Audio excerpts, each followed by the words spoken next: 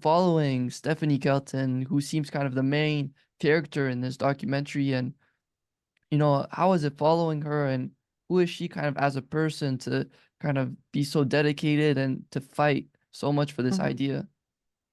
Yeah, no, I mean, it's a great question because, yeah, she takes a ton of flack, right? I mean, I have a lot of respect for her. Like you were saying, it's they ignore you, then they laugh at you and ridicule you, and then they fight you. So it's like she is taking on a lot of that, right? And you see it on social media on a daily basis and careful if you want to read her comments on on Twitter because they're not all very nice, right?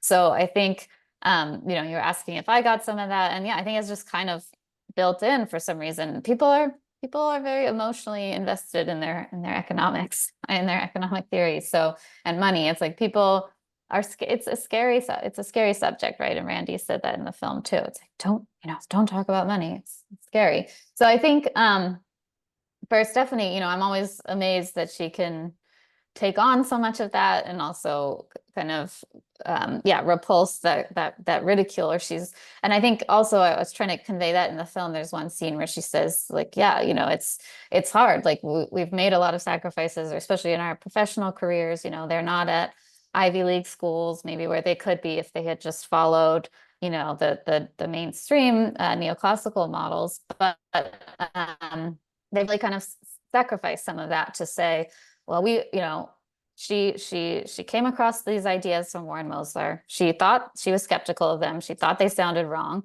So she set out, she couldn't forget about it. So she set out to prove him wrong and show where he went wrong, right? What I was looking for as well. And she couldn't do it, right? Like through the process of talking to the Fed and the Treasury, she actually ended up validating what he said. And once you have your eyes open in that way, I guess for a lot of humans, it's hard to go back and close your eyes, maybe. Mhm. Like Warren Mosler will say, yeah, once you see it, it's very hard to unsee it. So I think maybe that's what happened to her. Maybe she saw it, she couldn't unsee it, and then she's just kind of devoted her career to this for better or for worse. I think she takes a lot of flack, but she's not the one who invented these ideas, right? Or she's not exactly an originator. She originated some of the early papers on the subject. But right, we see Warren Mosler and Randy and Bill Mitchell before her, but she's really been able to, I think, synthesize and communicate these ideas to the general public in a way that no one has before. And so that's really such an important role. It's such an important role for her, right, to communicate these ideas to the general public. Because although MMT, maybe they originally thought it would be much easier to get accepted by the mainstream field of economics, I think they quickly realized that wasn't happening, that it was very hard for them to take that path through the academic literature. And she'll say in the film too, you write a journal article, you wait 2 years for it to get published.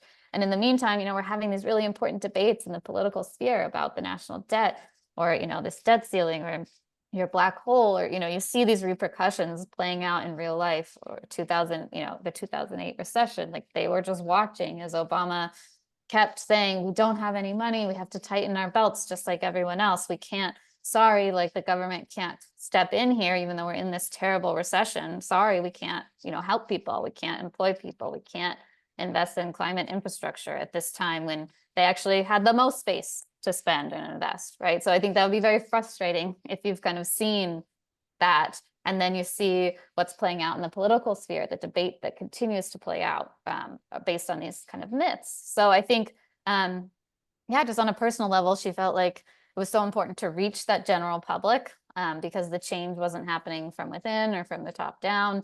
Like they just think that even though it's silly that kind of the outside has to say to economics, to this field, like, hey, maybe you guys are missing some things or getting some fundamentals wrong.